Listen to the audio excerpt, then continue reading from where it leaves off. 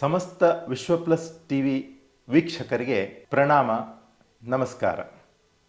ನಾವು ಇವತ್ತು ಕೋಪಣ ಅಂದರೆ ಕೊಪ್ಪಳ ನಗರದ ಅಳವಂಡಿ ಪ್ರದೇಶದಲ್ಲಿ ಇದ್ದೇವೆ. ಅಳವಂಡಿ ಒಂದು ರೀತಿಯಲ್ಲಿ ಆಧ್ಯಾತ್ಮಕ್ಕೆ ಒಂದು ಹಿನ್ನೆಲೆ ಇರುವಂತಹ ಪ್ರದೇಶ. ಅಲ್ಲಿಯ ಮಲ್ಹಾರ ಭಟ್ಟರು ಒಂದು ಆಧ್ಯಾತ್ಮ ಪರಿವಾರದ ವ್ಯಕ್ತಿ. ಇವರು ಕೊಪ್ಪಳ ಜಿಲ್ಲೆಯ ಅಳವಂಡಿಯ ಕುಗ್ಗಿದ ಆರ್ಥಿಕ ಪರಿಸ್ಥಿತಿಯ ನೆಲೆಯಿಂದ ಬಂದಂತಹ ಒಬ್ಬ ಸಾಮಾನ್ಯ ಮನುಷ್ಯ. ಈ ಸಂದರ್ಭದಲ್ಲಿ ಶ್ರೀ ಮಲ್ಹಾರ ಭಟ್ಟರು ಆಧ್ಯಾತ್ಮ ಆಚರಣೆ, ಅದರ ಜೊತೆಯಲ್ಲಿ ರಾಷ್ಟ್ರಪ್ರೇಮ, ಯುವಕರಲ್ಲಿ ಸನಾತನತೆಯನ್ನು ಬಿತ್ತಿ ಬೆಳೆಯುವಂತಹ ಪ್ರಯತ್ನ ಮಾಡ್ತಾ ಇದ್ದಾರೆ. ಇವರು ಈ ಸಂಜೆ ಹೊತ್ತಿನ ಜೀವನದ ಹೆಜ್ಜೆಗಳನ್ನು ಜನರ ಮುಂದೆ ಇಡುವಂತಹ ಪ್ರಯತ್ನ, ಆ ಮೂಲಕ ಇಡೀ ರಾಷ್ಟ್ರಕ್ಕೆ, ಭಾರತಕ್ಕೆ ಶಕುತಿ ತುಂಬುವ ಪ್ರಯತ್ನ ವಿಶ್ವ ಪ್ಲಸ್ ಟಿವಿ ತನ್ನ ಪರದೆಯ ಮುಖಾಂತರ ಮಾಡುವ ಪ್ರಯತ್ನದಲ್ಲಿದೆ. ಈಗ ನೇರವಾಗಿ ಮಲ್ಹಾರ ಭಟ್ಟರನ್ನೇ ಈ ಅವರ ಬದುಕಿನ ಹೆಜ್ಜೆಗಳ ಮೆಲುಕುಗಳನ್ನು ಇಲ್ಲಿ ಸ್ಮರಿಸಿಕೊಳ್ಳೋಣ. ನಮಸ್ಕಾರ ಮಲ್ಹಾರ ಭಟ್ಟ ದಂಪತಿಗಳಿಗೆ. ನಮಸ್ಕಾರ. ನಮಸ್ಕಾರ ಶೈಲಜಾ ಮೇಡಮ್ ಅವರೇ. ವಿಶ್ವ ಪ್ಲಸ್ ಟಿವಿಗೆ ತಮ್ಮಿಬ್ಬರನ್ನು ಆತ್ಮೀಯವಾಗಿ ಬರಮಾಡಿಕೊಂಡು ಈ ಪರದೆಯ ಮುಖಾಂತರ ತಮ್ಮನ್ನು ಈ ಕನ್ನಡ ನಾಡಿಗೆ, ಆ ಕನ್ನಡ ನಾಡಿನ ನೆಲದಿಂದ ವಿಶ್ವಕ್ಕೆ ಪರಿಚಯ ಮಾಡುವ ಪ್ರಯತ್ನ ಮಾಡ್ತಾ ಇದ್ದೇವೆ. ನಮ್ಮ ಕೆಲವು ವಿಚಾರಗಳನ್ನು ನಿಮ್ಮ ವಿಚಾರಗಳ ಜೊತೆಗೆ ಬೆರೆಸಿಕೊಂಡು ಮಾತನಾಡೋಣ, ಬನ್ನಿ. ನಮಸ್ಕಾರ. ಮಲ್ಹಾರ ಭಟ್ರೆ, ನಿಮ್ಮ ಬಗ್ಗೆ ಒಂದು ಸಣ್ಣ ಪರಿಚಯ ಮಾಡಿಸಿಕೊಡ್ತೀರಾ ನಮ್ಮ ಪ್ರೇಕ್ಷಕರಿಗೆ? ನಾವು ಮೂಲತಃ ಅಳವಂಡಿ ಗ್ರಾಮದವರು. ಅಳವಂಡಿ ಗ್ರಾಮದಲ್ಲಿ ಒಂದು ಕೃಷಿ ಪರಿವಾರದೊಂದಿಗೆ ಬಂದಂಥವರು. ಹಾಗೆ ನಮ್ಮ ತಂದೆಯವರು ಜ್ಯೋತಿಷ್ಯವನ್ನು ಕಲಿತು ಜ್ಯೋತಿರ್ವಿದ್ವಾನ ಅನಿಸ್ಕೊಂಡಿದ್ದರು. ಅವರು ಪೌರೋಹಿತ್ಯವನ್ನು ಸಹಿತ ಪುರೋಹಿತ್ಯದಲ್ಲಿ ಒಳ್ಳೆಯ ಹೆಸರು ಮಾಡಿದರು. ಅವರು ತಮ್ಮ ಒಂದು ಆ ಕಷ್ಟ ಕಾಲದಲ್ಲಿಯೂ ಸಹಿತ ಆ ಪೌರೋಹಿತ್ಯ ಹೆಂಗೆ ಮಾಡೋಕ್ಕನ್ನೋದನ್ನು ಅವರು ಜನರಿಗೆ ತಿಳಿಸಿಕೊಟ್ಟಂಥವ್ರು. ಅಂಥ ಕಾಲದಲ್ಲಿ ನಾವು ಬೆಳೆದು ಬಂದೀವಿ. ನಾವು ನಮ್ಮ ಪ್ರೈಮರಿ ಜೀವನ ಅಳವಂಡಿಯಲ್ಲಿ ಆಯಿತು. ಅಲ್ಲೇ ಹೈಸ್ಕೂಲ್ ಆಯಿತು. ಹೈಸ್ಕೂಲ್ ಜೀವನವೂ ಸಹಿತ ನಾವು ಅಳವಂಡಿಯಲ್ಲಿ ಓದಿದ್ವಿ. ಒಂದು 3 ವರ್ಷ ಮಾತ್ರ, 4, 5, 6 ಈ 3 ವರ್ಷ ನಮ್ಮ ತಾತನವರಾದ ನಾಗೇಶ್ವರ ಜೋಶಿ ಕುಕನೂರು ಇವರ ಮನೆಯಲ್ಲಿ ಇದ್ದು ಆ ವಿದ್ಯಾನಂದ ಗುರುಕುಲದಲ್ಲಿಯೂ ಸಹಿತ ನಮ್ಮ ಪ್ರಾಥಮಿಕ ಶಿಕ್ಷಣ ಆಗಿದೆ. ಮುಂದೆ ನಾವು PUCಯನ್ನು ಗದಗಿನಲ್ಲಿ ಓದಿದ್ವಿ.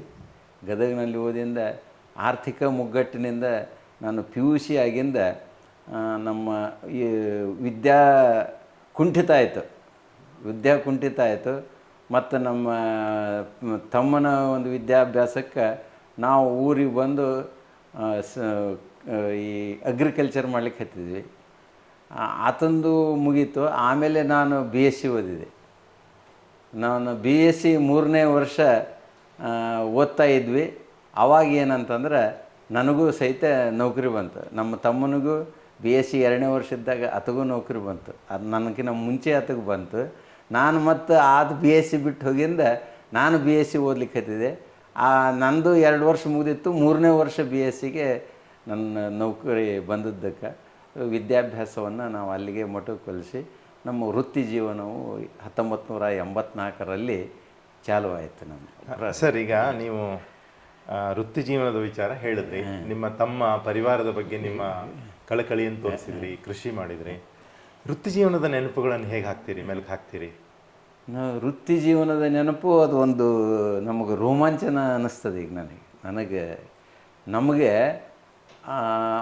1984ರಲ್ಲಿ ನಾವು ಊರಲ್ಲಿ ಕೆಲಸ ಮಾಡ್ಬೇಕಾರೆ ನಮಗೆ ಒಂದು 100 ರೂಪಾಯಿ ತರೋದು ಭಾಳ ಕಷ್ಟದ ಜೀವನ ಇತ್ತು ಆವಾಗ.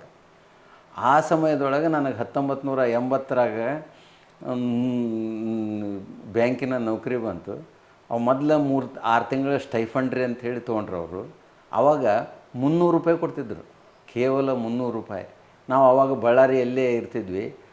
ಆ 300 ರೂಪಾಯಿದಲ್ಲಿ ಸಹಿತ ನಾವು ಒಳ್ಳೆಯ ಜೀವನವನ್ನು ನಡೆಸಿ 150 ರೂಪಾಯಿಯನ್ನು ನಾವು ಮನೆಗೆ ತಂದು ಕೊಟ್ಟು ಅವ್ರ ಮನೆಗೆ ಸಾಗಿಸ್ಲಿಕ್ಕೂ ಸಹಾಯ ಮಾಡೀವಿ. ಅಂಥ ಒಂದು ರೋಮಾಂಚನ ಜೀವನದೊಳಗೆ ನಾವು ಬೆಳೆದು ಬಂದೀವಿ. ನಾವು ಇಷ್ಟೆಲ್ಲ ಬೆಳಿಲಿಕ್ಕೆ ಎಲ್ಲ ನಮ್ಗೆ ಬ್ಯಾಂಕ್ ಅಂಥೇಳಿ ನಾವು ತಿಳ್ಕೊಂಬಿಟ್ಟಿವಿ. ಹೆಂಗೆ ತಾಯಿ ತಂದೆ ಏನು ನಮಗೆ ಕೊಡ್ತಾರೆ ಅದರಂಗೆ ನಮ್ಮ ಬ್ಯಾಂಕ್ ನಮಗೆಲ್ಲದೂ ಕೊಡ್ತು.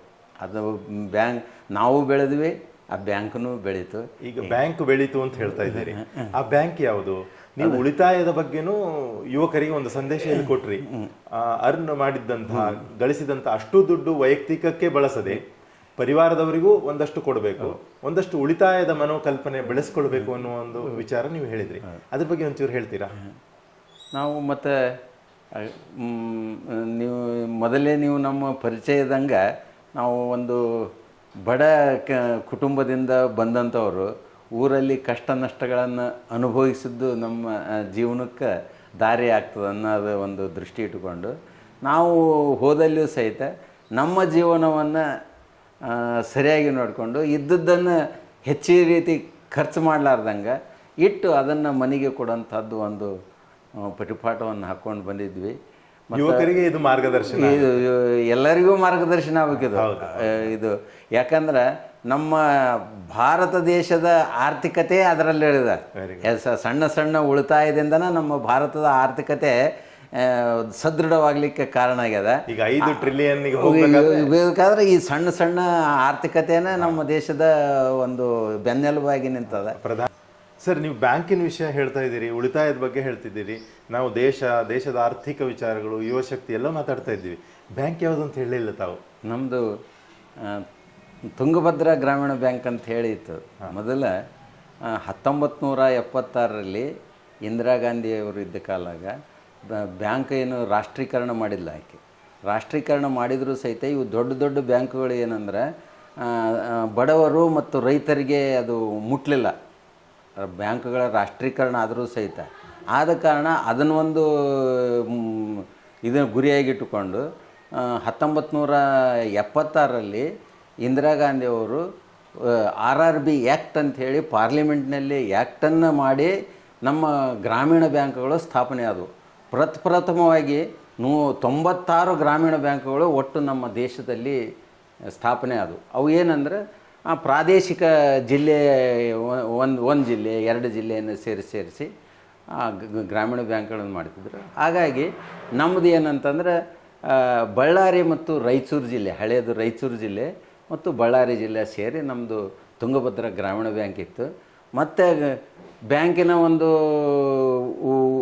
ಉಳಿಯೋದಕ್ಕೆ ಅವಕ್ಕೆ ಮರ್ಜರ್ ಆಫ್ ದಿ ಗ್ರಾಮೀಣ ಬ್ಯಾಂಕ್ ಅಂತ ಹೇಳಿ ಮಾಡಿದರು. ಬೇರೆ ಬೇರೆ ಗ್ರಾಮಗಳನ್ನು ಕೂಡಿಸ್ಕೊಡು ಮೊದಲು ಚಿತ್ರದುರ್ಗಕ್ಕೆ ಸೇರಿತು, ಆಮೇಲೆ ಕೃಷ್ಣ ಗ್ರಾಮೀಣ ಬ್ಯಾಂಕ್ ಸೇರಿತು, ಈ ಕಾವೇರಿ ಗ್ರಾಮೀಣ ಬ್ಯಾಂಕ್ ಸೇರಿ ಈಗ ನಮ್ಮದು ಏನಂದ್ರೆ ಬೀದರ್ನಿಂದ ಹಿಡಿದು ಬೆಂಗಳೂರುವರೆಗೂ ಕರ್ನಾಟಕ ಗ್ರಾಮೀಣ ಬ್ಯಾಂಕ್ ಆಗಿ ಬ್ಯಾಂಕ್ ಸೇವೆಯನ್ನು ಸಲ್ಲಿಸ್ತಾ ಇದೆ. ಅಂದ್ರೆ ಈಗ ಕಾವೇರಿ ಅಂತಿತ್ತು, ತುಂಗಭದ್ರಾ ಇತ್ತು, ಚಿತ್ರದುರ್ಗ ಇತ್ತು, ಸಹ್ಯಾದ್ರಿ ಇತ್ತು, ಇದು ಹುಬ್ಳಿ ಧಾರವಾಡದಲ್ಲಿ ಅದು ಇನ್ನು ವಿಕಾಸ ಗ್ರಾಮೀಣ ಬ್ಯಾಂಕ್ ಅಂತ ಉಳಿದಾವೆ, ಸಪರೇಟ್ ಇದೆ. ಈಗ 2 ಉಳಿದಾವೆ. ಅವು 2 ಮರ್ಜ್ ಮಾಡಿದ್ರೆ ಇಡೀ ದೇಶ ರಾಜ್ಯಕ್ಕೆ ಒಂದು ಗ್ರಾಮೀಣ ಬ್ಯಾಂಕ್. ಈಗ ಅದೇ ಕರ್ನಾಟಕ ಗ್ರಾಮೀಣ ಬ್ಯಾಂಕ್ ವಿಕಾಸ ಆಯ್ತು. ಧನ್ಯವಾದ. ಈಗ ನಂತರ ನಾನು ಮತ್ತೆ ಒಂಚೂರು ಹಿಂದಕ್ಕೆ ಹೋಗ್ತೀನಿ, ನಿಮ್ಮನ್ನು ಹಿಂದಕ್ಕೆ ಕರ್ಕೊಂಡು ಹೋಗ್ತೀನಿ. ನಿಮ್ಮ ಪಾರಿವಾರಿಕ ಪರಿಚಯ ತಗೊಳ್ಳುವಾಗ ನೀವಿಲ್ಲಿ ಲಕ್ಕುಂಡಿ ಮಹಾರಾಜರ ಬಗ್ಗೆ ಹೇಳಿದ್ರಿ, ನಾಗೇಶ್ ಜೋಶಿ ಅವರ ಬಗ್ಗೆ ಹೇಳಿದ್ರಿ, ನಿಮ್ಮ ಅಜ್ಜ, ಈ ಪೌರೋಹಿತ್ಯದ ಬಗ್ಗೆ ಹೇಳಿದ್ರಿ. ಇಲ್ಲಿ ಲಕ್ಕುಂಡಿ ಮಹಾರಾಜರು ಮತ್ತು ನಿಮ್ಮ ಅಜ್ಜ ನಾಗೇಶ್ ಜೋಶಿ ಇವರ ನಡುವಿನ ಒಡನಾಟ ಹೇಗಿತ್ತು? ಅವರ ಸಂಬಂಧ ಏನಿತ್ತು? ಅದರಿಂದ ಜನರಿಗೆ ಏನು ಮೆಸೇಜ್ ಸಿಗುತ್ತೆ? ನಮ್ಮ ಅಜ್ಜನ ಇದಕ್ಕೆ ಹೇಳ್ಬೇಕಂದ್ರೆ ಆತ ಒಬ್ಬ ಋಷಿತ್ವದ ಒಂದು ಜೀವನವನ್ನು ನಡೆಸಿದಾತ ನಮ್ಮ ಅಜ್ಜ. ಆತನ ಫೋಟೋ ನೋಡಿದರೆ ಗೊತ್ತಾಗ್ತದೆ ಇವರು ಋಷಿಗಳಿದ್ದಂಗಿದೆ. ನಾವು ಪ್ರಾಥಮಿಕ 4, 5, 6 ನಮ್ಮ ಅಜ್ಜನ ಮನೆಯಲ್ಲಿ ಇದ್ದು ಓದಿದ್ವಿ. ಆತ ಏನಂತಂದ್ರೆ ಆ ಲಕ್ಕುಂಡಿ ಮಹಾರಾಜರಂತ ಏನು ಹೇಳಿದ್ನಲ್ಲ, ಅವರು ಆತಗೆ ಯೋಗದ ಗುರುಗಳು. ಅವ್ರ ಆರಾಧನೆಯನ್ನು ಸಹಿತ ಆತ ಮನೆಯೊಳಗೆ ಮಾಡ್ತಿದ್ದ. ಹೀಗಾಗಿ ಲಕ್ಕುಂಡಿ ಮಹಾರಾಜರು ಇವರಿಗೆ ಯೋಗದ ಗುರುಗಳಿದ್ದರು ನಮ್ಮ ತಾತನರಿಗೆ. ಅವರು ಯೋಗದಿಂದ ಪ್ರಾಣವನ್ನು ಬಿಟ್ಟವರು. ಅವರು ಲಕ್ಕುಂಡಿ ಮಹಾರಾಜರು ಅವ್ರದ್ದು ಜೀವನ ಚರಿತ್ರೆ, ಅವ್ರ ಜೀವನ ಚರಿತ್ರೆನೂ ಅಗಾಧವಾಗಿದ್ದು ಇದೆ. ಅದು ನಮಗೂ ಡಿಟೇಲ್ ಇಲ್ಲ. ನಮ್ಮ ಅಜ್ಜನಿಂದ ಅದು ಲಕ್ಕುಂಡಿ ಮಹಾರಾಜರು ನಮ್ಮ ತಾತನ ಗುರುಗಳು ಅಂತೇಳಿ ಬಂದಿತ್ತು. ಕುಂಡಿ ಮಹಾರಾಜರನ್ನ ಮತ್ತು ನಿಮ್ಮ ಅಜ್ಜರ ಪೌರೋಹಿತ್ಯ ಅಧ್ಯಾತ್ಮದ ಬಗ್ಗೆ ವಿಚಾರ ಆಮೇಲೆ ನಮ್ಮ ತಾತನವರು ಜ್ಯೋತಿರ್ ವಿದ್ವಾನರಾಗಿದ್ರಲ್ಲ, ಜ್ಯೋತಿರ್ ವಿದ್ವಾನ ಇರೋದ್ರಿಂದ ರಾಘವೇಂದ್ರ ಮಠದ ಮಂತ್ರಾಲಯದ್ದು ಪಂಚಾಂಗನ ಬರೆದು ಕೊಡ್ತಿದ್ರು. ಸ್ವತಃ ಅವರೇ ಕುಕ್ನೂರಲ್ಲಿ ದತ್ತಾತ್ರೇಯ ಪಂಚಾಂಗ ಕುಕ್ನೂರು ಅಂಥೇಳಿ ಪಂಚಾಂಗವನ್ನು ಹೊರಡಿಸ್ತಿದ್ರು. ಅವ್ರ ಕೈಯಲ್ಲೇ ನಮ್ಮ ತಂದೆಯವರು ಜ್ಯೋತಿಷ್ಯವನ್ನು ಕಲಿತು ಅವರು ಜ್ಯೋತಿರ್ ವಿದ್ವಾನರಾಗಿದ್ದರು. ಏನ್ರಿ ಹಾಗಾದ್ರೆ ಆ ಜ್ಯೋತಿರ್ವಿಜ್ಞಾನ ಮತ್ತು ಈ ಪೌರೋಹಿತ್ಯ ಅದು ಮುಂದೆ ಈ ನಿಮ್ಮ ಜನರೇಷನ್ ನಲ್ಲಿ ಮುಂದುವರೆದಿದ್ಯಾ? ನಮ್ಮ ತಂದೆ ಇದು ಏನು ಪೌರೋಹಿತ್ಯಕ್ಕೆ ನಮ್ಮನ್ನು ಯಾರಿಗೂ ಹಚ್ಚಲಿಲ್ಲ ಆತ. ನಮ್ಮ ತಂದೆ ಭಾಳ ಕಷ್ಟಪಟ್ಟು ಆ ಪೌರೋಹಿತ್ಯವನ್ನು ನಡೆಸ್ಕೊಂಡು ಬಂದಿದ್ರು. ಅವರು ಜನರಿಗೆ ಏನು ಕೊಡ್ತಾರ ಅನ್ನೋದು ನೋಡ್ತಿದ್ದೇನೆ ಇಲ್ಲ ಆತ ನಮ್ಮ ತಂದೆ. ಹೀಗಾಗಿ ಇದು ಕಷ್ಟದ, ನಿಮ್ಗೆ ನಡೆಸೋದಾಗೋದಿಲ್ಲ ಅಂಥೇಳಿ ಅದನ್ನು ನಮ್ಗೆ ಬಳುವಳಿಯಾಗಿ ಕೊಡಲಿಲ್ಲ ಅವರು. ನಮ್ಮ ತಾಯಿ, ನಾವು ಹೇಳಿದ್ನಲ್ಲ PUC 76 PUC ಮುಗಿದ್ರೆ ನಾವು 4 ವರ್ಷ ಅಲ್ಲಿ ಅಗ್ರಿಕಲ್ಚರ್ ಮಾಡಿ ಹಂಗೆ ಊರಾಗ ಎತ್ತು ಕಮ್ತ ಮಾಡ್ಕೊತ ಅಡ್ಡಾಡ್ತಿದ್ವಿ. ನಮ್ಮ ತಾಯಿ ಮನ್ಯಾಗ ನಮ್ಮ ತಂದೆಗೆ ಹೇಳ್ತಿದ್ರು, ಯಾವ ಹುಡ್ರು ಹಂಗೆ ಅಡ್ಡಾಡ್ತಾವೆ, 4 ಮಂತ್ರನಾರ ಹೇಳ್ರಿ ಅವ್ರಿಗೆ ಅಂತೇಳಿ. ಆದ್ರೆ ಸಾಕು ಮರಾಳ, ನಮ್ಮ ತಲೆಗೆ ಇದು ಮುಗಿಲಿ. ಅವ್ರಿಗೆ ಅಷ್ಟು ಅದು ಏನೋ ಬ್ಯಾಡಾಗಿತ್ತು. ಆ ಒಂದು ಇನ್ಕಮ್ ಲೆವೆಲ್ ಇರ್ಬೋದು, ಜೀವನ ನಡೆಸೋದಿರ್ಬೋದು, ಆಮೇಲೆ ನಿಮಗೆ ನಡೆಸೋದಾಗೋದಿಲ್ಲ ಅಂಥೇಳಿ ಅವ್ರು ಹೆಂಗೆ ನಡೆಸಿದ್ರು ಅದ್ರಂಗೆ ನಮ್ಗೆ ನಡೆಸೋದಾಗೋದಿಲ್ಲ ಅಂಥೇಳಿ ಅವ್ರ ತಲೆಯಾಗಿತ್ತು. ಹೀಗಾಗಿ ಅವ್ರು ನಮಗೇನೂ ಆ ಪೌರೋಹಿತ್ಯದ್ದು ಹೇಳ್ಕೊಡ್ಲಿಲ್ಲ. ಆದರೂ ಅದು ಏನಂತಂದ್ರೆ ಒಂದು ವಂಶ ಪರಂಪರೆ ಅಂತ ರಕ್ತಗತವಾಗಿದ್ದಕ್ಕೆ ಆ ಶ್ರೀರಾಮನ ಒಂದು ಅನುಗ್ರಹದಿಂದ ಕೆಲವು ಮಂತ್ರಗಳನ್ನು ಅಲ್ಲಿ ಇಲ್ಲಿಷ್ಟು ತಿಳ್ಕೊಂಡು ನಾವು ಏನಂತಂದ್ರೆ ಈಗ ಪೂಜೆ ಗೀಜೆ ಮಾಡೋಷ್ಟು ಕಲ್ತೀವಿ. ಆದರೂ ಸಹಿತ ನಮ್ಮ ಊರಲ್ಲಿ ಹೋಗಿ ನಾವು ಹನುಮಂತಿಯವ್ರದ್ದು ಅಭಿಷೇಕ ಮಾಡಿಸಿ ಬರ್ತೀವಿ. ಅಪ್ಪಾರದ ಹೆಸರು ಉಳಿಸಿರ್ಬಿಡ್ರಿ ಅಂಥೇಳಿ ಎಲ್ಲರೂ ನಮ್ಗೆ ಇದನ್ನು ಮಾಡ್ತಾರೆ. ನಮ್ಮ ಅಪ್ಪನ ಹೆಸರು ಇವತ್ತಿಗೂ ನಮ್ಮ ಊರಾಗ ಇದು ಅದ. ಆದ್ರೆ ಹಿಂದೆ ಪೌರೋಹಿತ್ಯ ಅಂದ್ರೆ ಆರ್ಥಿಕ ಬಲ ಇಲ್ಲದ ಒಂದು ವೃತ್ತಿಯು ಅಧ್ಯಾತ್ಮವಾಗಿತ್ತು. ಆದ್ರೆ ಇವತ್ತು ಪೌರೋಹಿತ್ಯಕ್ಕೆ ಹೆಚ್ಚು ಆರ್ಥಿಕ ಬಲ ಇದೆ. ಆರ್ಥಿಕ ಬಲ ಇದೆ. ಆದ್ರೆ ಅವರು ಏನು ಆಸೆ ಇಲ್ಲದ ನಡೆಸಿದ್ರು ಆ ಒಂದು ಪೌರೋಹಿತ್ಯ ಈಗಿಲ್ಲ. ಈಗ ಹಾಗಿದ್ರು ಇವತ್ತಿನ ಪೌರೋಹಿತ್ಯದವರು ಉತ್ತಮವಾದ ಆದಾಯದಲ್ಲೇ ಇದ್ದಾರೆ, ಇನ್ಕಮ್ ಇದೆ. ಆದ್ರೆ ಅವ್ರು ಏನು ಜೀವನ ನಡೆಸಿದ್ರು, ಅವರು ತಮ್ಮ ಅನುಷ್ಠಾನಾದಿಗಳನ್ನು ಮುಗಿಸ್ಕೊಂಡು ನಮ್ಮ ಮನೆಗೆ ಬಂದು ಏನು ಮಾಡಿಸ್ಬೇಕು ಆ ಮಾಡಿಸಿಂದ ಅವರು ಏನು ಕೇಳಾರ್ದಾಗ ಬರ್ತಿದ್ರು. ಕೊಟ್ರೆ ಎಷ್ಟೋ ಬಿಟ್ರೆ ಎಷ್ಟು, ಯಾರ್ದು ಅವರು ತರ್ತಿದ್ದೇನೆ ಇಲ್ಲ. ಇವತ್ತು ಅದಿಲ್ಲ, ಬದಲಾಗಿದೆ. ನಾನಾ ಮನೆ ಲಿಸ್ಟ್ ಕೊಡ್ತಾರೆ, ಅದ್ರ ಪ್ರಕಾರ ನಾವು ತಂದು ಕೊಡ್ತೀವಿ, ಅದನ್ನ ತೊಗೊಂಡು ಹೋಗ್ತಾರೆ. ಅವ್ರು ಬೇಕಾದಂಗೆ ಇದ್ದಾರೆ. ಆದ್ರೆ ಅವರಿದ್ದಾಗ ಅವರು ಏನೂ ಆದಾಯನೇ ಇದ್ದಿದ್ದಿಲ್ಲ. ಆಯ್ತು, ಈಗ ಆದಾಯ ಇದೆ. ಈಗ ಆದರೂ ಕೂಡ ಈ ಪೌರೋಹಿತ್ಯದಲ್ಲಿ ಇರುವಂತಹ ಯುವಕರಿಗೆ ಹೆಣ್ಣು ಕೊಡ್ತಾ ಇಲ್ಲ. ಯಾಕೆ? ಈಗ ಜನ ಏನಂತಂದ್ರೆ ಲೌಕಿಕ ಶಿಕ್ಷಣಕ್ಕೆ ಬಿದ್ದುಬಿಟ್ರ. ಲೌಕಿಕ ಶಿಕ್ಷಣ ಅಂದ್ರೆ ಈಗ ನಾನು ಇಂಜಿನಿಯರ್ ಆದೆ, ನಾನು ಡಾಕ್ಟರ್ ಆದೆ, ಈಗ ಕಲ್ಲು ರಿಂಗು ಅಂತ ಹೇಳ್ತಾರೆ. Engineering medical. ಕಲ್ಲು ಅಂದರೆ ಮೆಡಿಕಲ್ಲು, ರಿಂಗ್ ಅಂದರೆ ಇಂಜಿನಿಯರಿಂಗು. ಇವು ಎರಡಕ್ಕನ ನಮ್ಮ ಜನ ಹೋಗ್ಬಿಟ್ರ. ಅವು ಈಗೇನಂತಂದ್ರೆ ಈ ಹೆಣ್ಣು ಯಾಕೆ ಸಿಗೋಲ್ತಂತಂದ್ರೆ ಹುಡುಗಿಯರ ಸ್ವಲ್ಪ ಜಾಸ್ತಿ ಓದ್ಲಿಕ್ಕತ್ತಾರ. ಅವರು ತಮ್ಮ ಶಿಕ್ಷಣವನ್ನು ನಾವು ಯಾವುದೇ ಒಂದು ಫೀಲ್ಡ್ನಾಗ ಹೋದರೂ ಹುಡುಗಿಯರ ಮುಂದಿದ್ದಾರೆ, ಈ ಹುಡುಗರು ಸಹಿತ ಹಿಂದಿದ್ದಾರೆ. ಹೀಗಾಗಿ ಈಗ ನಮ್ಮ ಇದಕ್ಕೂ ಸಹಿತ ಹೊರಗೆ ಕನ್ಯಾನ್ವೇಷಣೆ ಸ್ವಲ್ಪ ತ್ರಾಸನೂ ಅದ. ಹಂಗೆ ಕನ್ಯಾದವ್ರಿಗೂ ವರ ಅನ್ವೇಷಣೆ ಜಾಸ್ತಿ ಇದೆ. ಅವ್ರದ್ದು ಆಗು ಹೋಗುಗಳು ಅವ್ರ ತಕ್ಕಂಗೆ ಬೇಕಂತೇಳಿ ಅವರು ವಿಚಾರ ಮಾಡೋದು ಅವ್ರಿಗೂ ಕಷ್ಟದ. ಆದ್ರೆ ಈಗ ಹೆಣ್ಣು ಹೆತ್ತವರ ಮನಸ್ಸು ಒಂದಿಷ್ಟು ಪರಿವರ್ತನೆ ಪೌರೋಹಿತ್ಯದವರಿಗೂ ಕೊಡುವಂತ ಮನಸ್ಥಿತಿ ಆಗ್ಬೇಕು. ಆದ್ರೆ ಅವು ಈಗ ನಾವು ಏನಂದ್ರೆ ಹೆಣ್ಣು ಮಕ್ಕಳಿಗೆ ಹೆಚ್ಚಿನ ಶಿಕ್ಷಣ ಕೊಡಿಸೋದ್ರಿಂದ ಇವೆಲ್ಲ ಶಿಕ್ಷಣ ಕೊಡಿಸ್ಬೇಕು, ಪರಿಮಿತಿಗಳಿವೆ. ಸರಿ, ಇಷ್ಟೊತ್ತು ನಾವು ಸನಾತನ, ವೈಯಕ್ತಿಕ ಜೀವನ, ವೃತ್ತಿ ಜೀವನ ಎಲ್ಲ ಮಾತಾಡಿದ್ವಿ. ಇಲ್ಲಿ ಒಂದು ಪಾಯಿಂಟಲ್ಲಿ ನೀವು ಹೇಳಿದ್ರಿ, ನೀವು 4 ವರ್ಷ ವಿದ್ಯಾರ್ಥಿ ಜೀವನದಲ್ಲಿದ್ದಾಗ ಕೃಷಿ ಮಾಡಿದ್ರಿ, ಕೃಷಿ ಮುಖಾಂತರ ಪರಿವಾರವನ್ನು ರಕ್ಷಣೆ ಮಾಡಿಕೊಳ್ಳುವಂತಹ ಪ್ರಯತ್ನ ಮಾಡಿದ್ರಿ ಅಂತ. ಇವತ್ತು ಕೃಷಿ ಒಂದು ವೃತ್ತಿ ಜೀವನವಾಗಬೇಕು, ಕಲಿತಂಥ ಮಕ್ಕಳು ತಮ್ಮ ತಮ್ಮ ಕೃಷಿ ಭೂಮಿಯಲ್ಲಿ ಹೋಗಿ ಕೃಷಿ ಮಾಡಬೇಕು ಅಲ್ವಾ? ಅದರಿಂದ ದೇಶದ ಆರ್ಥಿಕ ಸ್ಥಿತಿ ಮತ್ತಷ್ಟು ಬೆಳವಣಿಗೆ ಆಗ್ತದೆ. ಅದ್ರ ಬಗ್ಗೆ ಏನು ಹೇಳ್ತೀರಿ ಕೃಷಿ ಮಾಡಿದಂಥ ವಿದ್ಯಾರ್ಥಿಗಳಿಗೆ, ಕೃಷಿ ವಿಜ್ಞಾನ ಕಲಿತಂಥ ವಿದ್ಯಾರ್ಥಿಗಳಿಗೆ? ಕೃಷಿಗೆ ಸಂಬಂಧಪಟ್ಟಂಗೆ ಈಗ ಭಾಳಷ್ಟು ಹರ್ಡಲ್ಸ್ ಭಾಳ ಇದೆ ಅದಕ್ಕೆ ಕೃಷಿಗೆ. ಆಮೇಲೆ ಜನ ಏನಂತಂದ್ರೆ ಈಗ ಕೃಷಿ ಪರಿವಾರದಿಂದ ಬಂದಂಥ ಮಕ್ಕಳು ಸಹಿತ ಆ ಕೃಷಿಯನ್ನು ಅವರು ಬೇಡ ಅನ್ನೋ ಒಂದು ಪರಿಸ್ಥಿತಿ ಒಳಗೆ ಬಂದಾರ.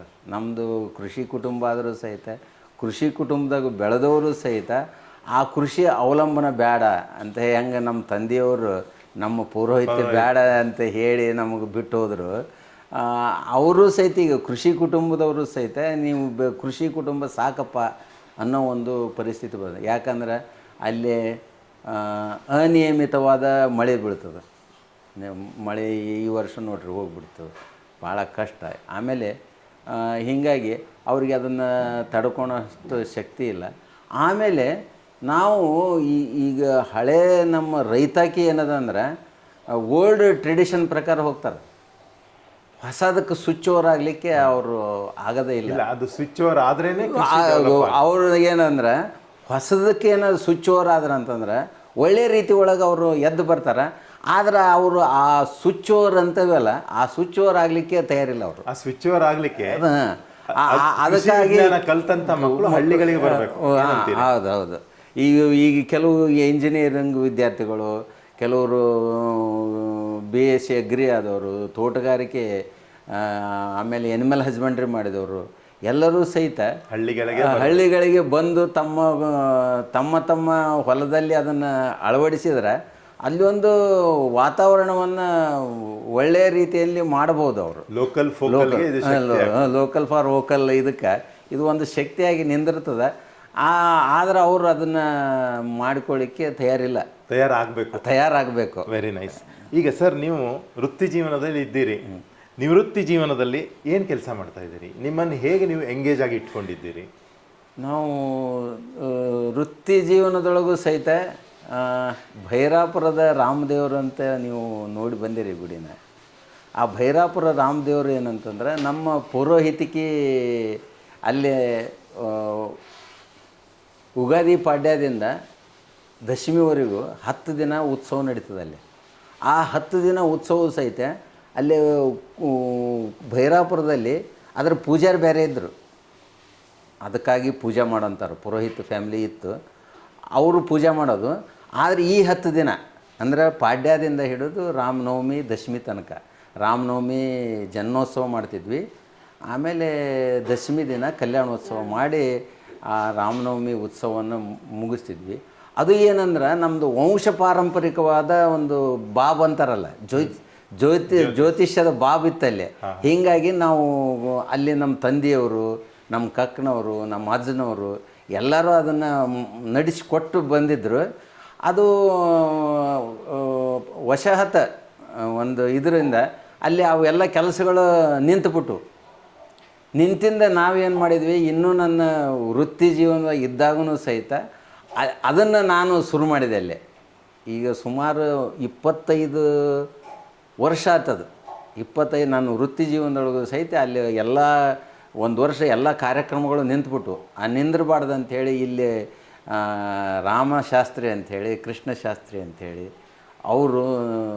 ಅವ್ರ ತಂದೆಯವರು, ನಮ್ಮ ತಂದೆಯವರು ಅದನ್ನೆಲ್ಲ ಅಲ್ಲಿ ನಡೆಸ್ಕೊಂಡು ಹೋಗ್ತಿದ್ರು. ಅವರು ಹೆಸರು ಲಿಂಗಾ ಭಟ್ ಜೋಶಿ ಅಂಥೇಳಿ, ತಾಯಿ ರಂಗುಬಾಯಿ ಅಂಥೇಳಿ. ಅವರು ಏನಂದ್ರೆ ಅಲ್ಲಿ ಎಲ್ಲ ಕಾರ್ಯಗಳನ್ನು ನಡೆಸ್ತಿದ್ರು.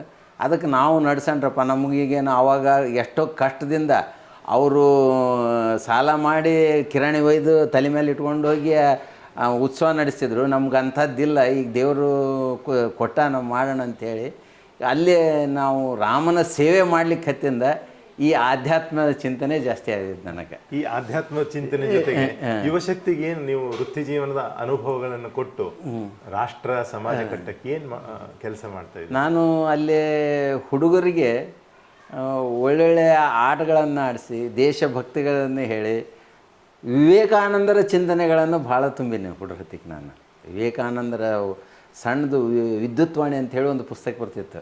ಅದು 50 ಪೈಸೆ ಇತ್ತು ಅವಾಗ. 50 ಪೈಸದ್ದು ಯಾವಾಗಲೂ ನನ್ನ ಜೋಬ್ನಾಗ ಇರ್ತಿತ್ತು. ಅದು ಅದರದ್ದು ಉಕ್ತಿಗಳನ್ನು ಹೇಳೋದು, ಅವ್ರನ್ನ ಹುರಿದುಂಬಿಸೋದು, ಆಮೇಲೆ ಮತ್ತು ಅಲ್ಲಿ ಸೇವಾ ಕಾರ್ಯಗಳನ್ನು ಸಹಿತ ನಾವು ಹುಡುಗರ ಕಡೆಯಿಂದ ಮಾಡಿಸಿ ಅವರಿಗೆ ಒಂದು ಇದನ್ನು ಮಾಡಿವಿ. ಆಮೇಲೆ ಏನು ನರೇಂದ್ರ ಮೋದಿಯವರು ಬಂದಿಂದ ಸ್ವಚ್ಛತಾ ಅಭಿಯಾನ ಏನು ಮಾಡಿದ್ರಲ್ಲ, ನಾವು ಬೇರೆ ಬೇರೆ ಗ್ರಾಮಗಳಿಗೂ ಹೋಗಿ ಸಹಿತ ಸ್ವಚ್ಛತಾ ಕಾರ್ಯಕ್ರಮಗಳನ್ನು ಮಾಡಿವಿ ಆ ಹುಡುಗ್ರ ಕಡೆಯಿಂದ. ಹೀಗಾಗಿ ನಾನು ಎಲ್ಲರಿಗಿಂತ ಮುಂಚೆ ನಾನು ಕಸಬರಿಗೆ ತೊಗೊಂಡು ನಿಂದಿರ್ತಿದ್ದೆ. ಎಲ್ಲರೂ ಹೋದ್ರೆ ಆ ಹುಡುಗರು ಇನ್ನೂ ಸ್ವಲ್ಪ ಮುಜುಗರ ಮಾಡ್ಕೋತಿದ್ವು. ಆ ಸರ್ ತೊಗೊಂಡಾರ ಅಂತೇಳಿ ನನ್ನ ಬಿಡಿಸಿ ತಾವು ಎಲ್ಲದು ಸ್ವಚ್ಛತಾ ಮಾಡಿದ್ರು. ಸ್ವಚ್ಛ ಭಾರತಕ್ಕೆ ಶಕ್ತಿ ಇದೆ, ಸಿಗ್ತಾ ಇದೆ. ನಾವು ಸುತ್ತಮುತ್ತಲ ಹಳ್ಳಿ ಒಳಗೆ ಮಾಡೀವಿ. ಈಗ ನಿಮ್ಮ ಈ ಪರಿಕಲ್ಪನೆಗಳನ್ನು ದೇಶ ರಾಷ್ಟ್ರದ ಬಗ್ಗೆ ಏನು ಯುವಕರಿಗೆ ಕೊಡ್ತಾ ಇದ್ದೀರಿ, ಯಾರಾದ್ರೂ ಒಂದೆರಡು ಹೆಸರು ನೆನ್ಪು ಮಾಡ್ಕೋತೀರಾ? ನಿಮ್ಮ ಮನಸ್ಸಿನ ವಿಚಾರಗಳನ್ನ, ವಿವೇಕಾನಂದರ ಚಿಂತನೆಗಳನ್ನ ತಮ್ಮಲ್ಲಿ ತುಂಬಿಕೊಂಡು ಬರ್ತಾ ಇರುವಂಥವ್ರು. ಅಲ್ಲೇ ಭೈರಾಪುರದಲ್ಲಿ ಭಾಳ ಯುವಕರು ನನ್ನಿಂದ ಪ್ರೇರಿತ ಆದರು. ಅದರಲ್ಲಿ ಮುಖ್ಯವಾಗಿ ಹೇಳ್ಬೇಕಂದ್ರೆ ಶರಣಪ್ಪ ಸಿಂದೋಗಿ. ಆ ಶರಣಪ್ಪ ಸಿಂದೋಗಿ ಇವತ್ತು ಒಂದು ಒಳ್ಳೆಯ ವ್ಯಕ್ತಿಯಾಗಿ ಬೆಳೆದು ನಿಂತಾನೆ. ಅವನು ಸಹಿತ ಆ ವಿವೇಕಾನಂದ ವಾಣಿಯನ್ನು ಬಿಟ್ಟಿಲ್ಲ. ಅವನು ಆ ವಿವೇಕಾನಂದ ವಾಣಿಯನ್ನು ತಾನು ಈಗ ನನಗೆ ಸರ್ ಕೊಡ್ತಿದ್ರು, ನಾನು ಕೊಡ್ತೀನಿ ಅಂಥೇಳಿ ಎಲ್ಲ ಕಡೆಗೂ ಅದರದ್ದು ಕೊಡೋದು ಮಾಡ್ತಾನೆ. ಮುಖ್ಯವಾಗಿ ಆ ಶರಣಪ್ಪ ಸಿಂದೋಗಿ ಒಳ್ಳೆಯ ವ್ಯಕ್ತಿಯಾಗಿ ಅಂಥ ಅನೇಕ ಯುವಕರು ಅಲ್ಲೇ ಆನಂದ ಸಿಂದೋಗಿ, ಅವ್ರ ಸಿಂದೋಗಿ ಕುಟುಂಬನೇ ಇದೆ. ಅವ್ರು ಸಿಂದೋಗಿಯವರು ಅಂಥೇಳಿ ಅಡ್ಡೆಸರು ಅವ್ರದ್ದು. ಆನಂದ ಸಿಂದೋಗಿ, ದ್ಯಾಮಜ್ಜ ಸಿಂದೋಗಿ ಅಂಥೇಳಿ, ಆಮೇಲೆ ಒಂದು ಐನಾರು ಹುಡುಗರು ಅಂತ ಹೇಳಿದೆ, ಶಂಕರಯ್ಯನ ಮಕ್ಕಳು. ಅವರೆಲ್ಲರೂ ನಾನು ಹೋದ್ನೆ ಅಂತಂದ್ರೆ ಓಡಿ ಬರ್ತಿದ್ರು ಹುಡುಗರು. ಯುವಕರಿಗೆ ಪ್ರೇರಣೆ ಮಾಡಿವಿ. ಅವರಿಗೆ ಏನಂದರೆ ಈ ಸ್ವಚ್ಛತಾಭಿಮಾನ ಇರಲಿ, ದೇಶಾಭಿಮಾನ ಇರಲಿ, ದೇವರು ಮತ್ತು ಆಧ್ಯಾತ್ಮ ಇರಲಿ, ಇವನ್ನೆಲ್ಲವನ್ನು ಅವರಿಗೆ ಹೇಳಿವಿ. ಆದರೆ ಈಗಿನ ಯುವಕರು, ನಾನೇನು ಶರಣಪ್ಪಗೇನು ಕೊಟ್ಟಿನಿ ಆ ಲೆವೆಲ್ ಈಗ ಉಳಿವಲ್ತು ನಮ್ಮದು. ಅಲ್ಲಿ ಅದು ಉಳಿಬೇಕೀಗ, ಅದು ಉಳಿಬೇಕಾಗ್ಯದ. ಈಗಿನ ಯುವಕರು ದಾರಿ ಭಾಳ ತಪ್ಪಲಿಕ್ಕೆ ಹತ್ತಿಬಿಟ್ರ. ಹಳ್ಳಿ ಒಳಗೂ ಸಹಿತ ಅನುಭವದ ಹಳ್ಳಿ ಒಳಗೂ ಸಹಿತ ನಾವು ಅವ್ರನ್ನ ಹಿಡಿದಿಟ್ಕೊಳ್ಳಿಕ್ಕೆ ಸಾಧ್ಯತೆ ಆಗವಲ್ತು. ಅಂಥ ಒಂದು ಪರಿಸ್ಥಿತಿ ನಿರ್ಮಾಣ ಆಗ್ಲಿಕ್ಕೆ ಹತ್ಬಿಟ್ಟವು. ಅದನ್ನು ತಪ್ಪಿಸ್ಲಿಕ್ಕೆ ಅನುಭವದವರು ತಮ್ಮ ಅನುಭವಗಳನ್ನು ಹಂಚಿಕೊಳ್ಳಬೇಕು. ಇರಲಿ, ಈಗ ಭಾರತದ ಪರಿಕಲ್ಪನೆಯನ್ನು ಬಿತ್ತಿದ್ದಾರೆ ನಮ್ಮ ಪ್ರಧಾನಮಂತ್ರಿಗಳು. ಇಡೀ ವಿಶ್ವಕ್ಕೆ ಇಂಡಿಯಾದಿಂದ ಭಾರತವನ್ನು ಪರಿಚಯಿಸಿದ್ದಾರೆ. ಇದ್ರ ಬಗ್ಗೆ ನಿಮಗೇನು ಅನಿಸುತ್ತೆ? ಭಾರತ ಇದು ಏನಂತಂದ್ರೆ, ನಾವು ಸನಾತನದಿಂದ ಬಂದಂಥ ಹೆಸರಿದು ಭಾರತ. ನಮ್ಮ ಕುಮಾರವ್ಯಾಸನ ಒಂದು ಮಹಾಭಾರತದೊಳಗೆ ಆತ ತನ್ನ ಚಂದ ಈ ವಂಶಜರ ಹೆಸರನ್ನು ಹೇಳ್ತಾನೆ. ಆವಾಗ ಭರತನಿಂದಾಯಿತಲೆ ಭಾರತ ಅಂತ ಹೇಳಿ ಒಂದು ಕಡೆದು ನುಡಿ ಬರ್ತದೆ ಅದ್ರಾಗ. ಅಂದ್ರೆ ಭರತ ಏನು ಆಳಿದ, ಆ ಭರತನಿಂದ ಭಾರತ ಆಯಿತು. ಭರತನಿಂದಾಯಿತಲೆ ಭಾರತ ಅಂಥೇಳಿ ಕುಮಾರವ್ಯಾಸರು ಇದರೊಳಗೆ ಅದನ್ನು ತಮ್ಮ ಭಾರತದೊಳಗೆ ಇದನ್ನು ಮಾಡ್ಯಾರ. ಆಮೇಲೆ ನಾವು ವೈದಿಕರು ಏನಂತ ಹೆಂಗೆ ಚಿಂತನೆ ಹೇಳ್ಬೇಕಂತಂದ್ರೆ, ನಾವು ದಿನನಿತ್ಯ ದೇವ ಸಂಕಲ್ಪ ಮಾಡ್ಬೇಕಾದ್ರೆ ಭರತ ವರ್ಷೆ, ಭರತ ಖಂಡೆ, ಜಂಬೂ ದ್ವೀಪೆ, ನಾವು ಅದನ್ನು ದಿನ ಹೇಳ್ತೀವಿ ಭರತ ವರ್ಷ ಅಂಥೇಳಿ. ಹಂಗೆ ಭರತ ವರ್ಷ ಆಗ್ತದೆ ಅಂತಂದ್ರೆ ನಮ್ಗೆ ಇನ್ನೂ ಖುಷಿನೇ ಇರಲಿ. ಅದು ಸಂತೋಷ. ಒಳ್ಳೆಯ ನಮ್ಮ ಸನಾತನವಾಗಿ ಬಂದಂಥ ಭಾರತ ವರ್ಷ ಅದು. ನಾವು ಸಂಕಲ್ಪದೊಳಗೂ ಭರತ ವರ್ಷೆ, ಭರತಖಂಡೆ, ಜಂಬೂ ದ್ವೀಪೆ, ದಂಡಕಾರಣ್ಯ, ದೇಶೆ, ಗೋದಾವರ್ಯಾಹ, ನಾವು ಎಲ್ಲಿದ್ದೀವಿ ಎಂಬುದು ಸಹಿತ ಅದನ್ನು ನಾವು ಹೇಳಿ ಇದನ್ನು ಮಾಡ್ತೀವಿ. ಹಂಗೆ ಆ ಭರತ ವರ್ಷ ಆಗ್ತದೆ ಅಂದರೆ ಎಲ್ಲ ಸನಾತನಿಗಳಿಗೂ ಅದು ಒಂದು ಸಂತಸದ ಸುದ್ದಿ. ಅದು ಈ ಸಂತಸದ ವಿಚಾರವನ್ನು ಮನಸ್ಸಿಗೆ ಬಿತ್ತಿರುವಂತಹ ಪ್ರಧಾನಮಂತ್ರಿ ಭಾರತ ನರೇಂದ್ರ ಮೋದಿ ಅವರ ಭಾರತದಲ್ಲಿ ಈ ಭರತ ವರ್ಷ ಅನ್ನುವ ಹೆಸರೇ ಬರಬೇಕು ಅನ್ನುವ ಚಿಂತನೆ ಇಟ್ಟಂತಹ ಈ ಸಂದರ್ಭದಲ್ಲಿ ಇರುವಂತಹ ಯುವಕರಿಗೆ ನೀವು ಒಬ್ಬ ಅನುಭವಿ ವ್ಯಕ್ತಿಯಾಗಿ ಏನು ಸಂದೇಶ ಕೊಡ್ತೀರಿ? ಒಂದು ಸಣ್ಣ ಸಂದೇಶವನ್ನು ಯುವಶಕ್ತಿಗೆ ಕೊಡಿ. ಯುವಶಕ್ತಿಗೆ ಅವು ಯುವಶಕ್ತಿ ಏನಂದ್ರೆ ನಾವು ಆಧ್ಯಾತ್ಮಿಕವಾಗಿ ಹೇಳ್ಬೇಕಂದ್ರೆ ಈಗ ವಿದ್ಯೆಗಳಲ್ಲಿ ಎರಡು ಪ್ರಕಾರ ಅಂತ. ವಿದ್ಯೆಗಳಲ್ಲಿ ಎರಡು ಪ್ರಕಾರ, ಒಂದು ಅವಿದ್ಯೆ, ಒಂದು ವಿದ್ಯೆ ಅಂತ. ಅದು ನಮ್ಮ ಉಪನಿಷತ್ತುಗಳು ಹೇಳ್ತಾವೆ. ವಿದ್ಯೆ ಅಂದರೆ ಏನು ಅಂದ್ರೆ ನಮ್ಮನ್ನು ಯಾವುದು ಮೇಲಕ್ಕೆ ಎತ್ತರಕ್ಕೆ ತೊಗೊಂಡು ಹೋಗ್ತದೋ ಅದು ವಿದ್ಯೆ ಅಂತದ. ಅಂದರೆ ನಮ್ಮ ನೀತಿ, ನಡವಳಿಕೆ, ಧರ್ಮ ಮತ್ತು ಸತ್ಯದಿಂದ ಇರೋದು, ಇವು ಏನಂದ್ರೆ ನಮ್ಮ ನೀತಿ. ಇವು ನೀತಿಯನ್ನು ಕಳ್ಕೊಂಡ್ರೆ ಇವು ವಿದ್ಯೆ ಅಂಥೇಳಿ ಪರಿಗಣಿಸಿದ್ರು ಅವಾಗ. ಈಗ ಅವಿದ್ಯೆ ಯಾವುದು ಅಂತಂದ್ರೆ ನಾವೇನು ಇವು ಲೌಕಿಕ ವಿದ್ಯೆಗಳನ್ನು ಕಲಿತೀವಲ್ಲ, ವ್ಯಾಕರಣ ಕಲಿಬೋದು, ಇಂಗ್ಲೀಷ್ ಕಲಿಬೋದು, ಕನ್ನಡ ಕಲಿಬೋದು, ಹಿಸ್ಟ್ರಿ ಓದ್ಬೋದು, ವಿಜ್ಞಾನ ಓದ್ಬೋದು. ಇವು ಎಲ್ಲವನ್ನು ಅವರು ಅವಿದ್ಯೆ ಅಂತ ಹೇಳಿಬಿಟ್ರು ಅವರು. ಇವು ನಮ್ಮ ಜೀವನೋಪಾಯಕ್ಕೆ ಕಷ್ಟ ಅದು, ಆದರೆ ನಮ್ಮನ್ನು ಜೀವನದಿಂದ ಮೇಲಕ್ಕೆ ಎತ್ಕೊಂಡು ಹೋಗಲ್ಲ ಅದು. ಅಂಥ ಒಂದು ವಿದ್ಯೆ ನಮ್ಮ ಯುವಕರಿಗೆ ಬೇಕಾಗಿದೆ. ಈಗ ಅವರಿಗೆ ಸ್ವಾರ್ಥತೆ ಕಡಿಮೆ ಆಗಬೇಕು, ಸತ್ ಚಿಂತನೆಗಳು ಬರಬೇಕು. ಸತ್ ಚಿಂತನೆ ಬಂದಾಗ ಆಮೇಲೆ ದೇಶದ ಒಂದು ವೈಭವ ಅದನ್ನೆಲ್ಲ ಮರ್ತು ಬಿಟ್ಟಾರ ಅವ್ರೀಗ. ನಮ್ಮ ದೇಶ ವೈಭವ, ಈ ಗುಲಾಮಿ ಆಡಳಿತ ಏನು ಮೊಘಲರು ಬಂದರು, ಮೊಘಲರ ನಂತರ ಬ್ರಿಟಿಷರು ಬಂದರು, ನಮ್ಮ ಸಂಸ್ಕೃತಿಯನ್ನು ಹಾಳು ಮಾಡಿದರು. ಅದೇ ಖರೆ ಅಂಥೇಳಿ ಬಿತ್ತರಿಸ ಮಂದಿ ಬಂದರು ಮುಂದೆ. ಈಗ ನಮ್ಮದು ಸನಾತನ ಏನದ ಅಂತ ಹೇಳಿಕೆನ ನಮಗಿನ್ನೂ ಆಗವಲ್ತು. ಮನೋಶಕ್ತಿ ಹೀಗಾಗಿ ಯುವಕರಿಗೆ ಏನಂದ್ರೆ ನಮ್ಮತನವನ್ನು ನಾವು ಉಳಿಸ್ಕೋಬೇಕು. Very nice. ಯುವಕರಿಗೆ ನಮ್ಮತನ ನಾವು ಉಳಿಸ್ಕೋಬೇಕು ಕೊಟ್ಟಿದ್ದೀರಿ. ಈಗ ಇಲ್ಲಿ ಮತ್ತೆ ಒಂಚೂರು ಹಿಂದಕ್ಕೆ ಹೋಗ್ತೀನಿ. ಇದೊಂದು ಕಡೆಯ ಪ್ರಶ್ನೆ ನಿಮಗೆ. ಪಾರಿವಾರಿಕವಾಗಿ ನಿಮ್ಮ ಚಿಂತನೆಗಳಿಗೆ ಹೇಗೆ ಬೆಂಬಲ ಸಿಗ್ತಾ ಇದೆ ನಿಮ್ಮ ಪತ್ನಿಯಿಂದ, ನಿಮ್ಮ ಮಕ್ಕಳಿಂದ? ಅದೊಂಚೂರು ಒಂದು ನಿಮಿಷದಲ್ಲಿ ಹೇಳ್ಬೋದಾ? ನಮ್ಮ ಪತ್ನಿಯವರು ಸಹಿತ ಮದುವೆಯಾಗಿಂದ ಅವರಿಗೆ ಗೌರ್ಮೆಂಟ್ ಶಾಲೆ ಶಿಕ್ಷಕರಾಗಿ ಅಪಾಯಿಂಟ್ಮೆಂಟ್ ಆದ. ನಮ್ಮ ಮದುವೆ ಆದಾಗ ಇದ್ದಿದ್ದಿಲ್ಲ ಅವರು. ಆದರೆ ನಮ್ಮ ಮದುವೆಯಾಗಿಂದ ಸಹಚರರು ಅಂತಾರಲ್ಲ, ಹಂಗೆ ಅವರು ವರ್ತನೆ ಮಾಡ್ಯಾರ ನಮ್ಗೆ. ನಮ್ಮ ಯಾವುದೇ ಒಂದು ಕೆಲಸಕ್ಕೆ ಅಡ್ಡಿಯಾಗಿಲ್ಲ. ನಾವು ಹೋಗ್ತೀನಿ ಅಂತಂದ್ರೆ ಇದಕ್ಕೆ ಹೋಗ್ಬೇಡ್ರಿ ಅಂತ ಯಾವಾಗೂ ಅಂದಿಲ್ಲ. ಶಕ್ತಿಯಾಗೇ ಬಂದಾರ ಅವರು. ಮಕ್ಕಳು ಸಹಿತ ಮಕ್ಕಳಿಗೇನು ಸಣ್ಣ ತಂದಾಗ ನಾವು ವಿದ್ಯಾಭ್ಯಾಸ ಕಲಿಸಿವಿ, ಅವರಿಗೆಲ್ಲ ಓದ್ಯಾರ. ಈಗ ಒಬ್ಬ ಮಗಳು CA ಪಾಸ್ ಆಗ್ಯಾಳ, ಇನ್ನೊಬ್ಬ ಮಗಳು ಇಂಜಿನಿಯರಾಗಿ ಬಾಸ್ ಕಂಪ್ನಿ ಒಳಗೆ ಕೆಲಸ ಮಾಡ್ತಾಯಿದ್ದಾಳೆ. ಅವರಿಗೆಲ್ಲ ಸಣ್ಣಂದ್ರದಿಂದ ಯೋಗಾಸನ ಹೇಳ್ಕೊಟ್ಟಿನಿ ನಾನು ಮನ್ಯಾಗ. ಅವರು ಸಹಿತ ಈ ಒಂದು ಸಂಸಾರಿಕ ಇದರೊಳಗೆ ಇದ್ದಾರೆ. ಅವರಿಗೆ ಅಪ್ಪಾಜಿ ಅಂದರೆ ಭಾಳ ನೆಚ್ಚಿನ ಹೀರೋ. ಅಪ್ಪಾಜಿ ಏನಂದ್ರು ಅಂತಾರೆ, ಅವಕ್ಕಿಂತ ಕೇಳ್ತಿರ್ತಾರೆ. ನಾವು ಏನು ಮಾತಾಡೋದಿಲ್ಲ, ನಾನು ಮಾತಾಡೋದು ಸ್ವಲ್ಪ ಕಡಿಮೆ. ಹೀಗಾಗಿ ಎಲ್ಲರಿಗೂ ಮಲ್ಹಾರ ಭಟ್ರು ಪತ್ನಿಗೆ ಶೈಲಜಾ ಭಟ್ಟರಿಗೆ ಮತ್ತು ಮಕ್ಕಳಿಗೆ ಪಾರಿವಾರಿಕವಾಗಿ ಹೀರೋ ಆಗಿದ್ದೀರಿ.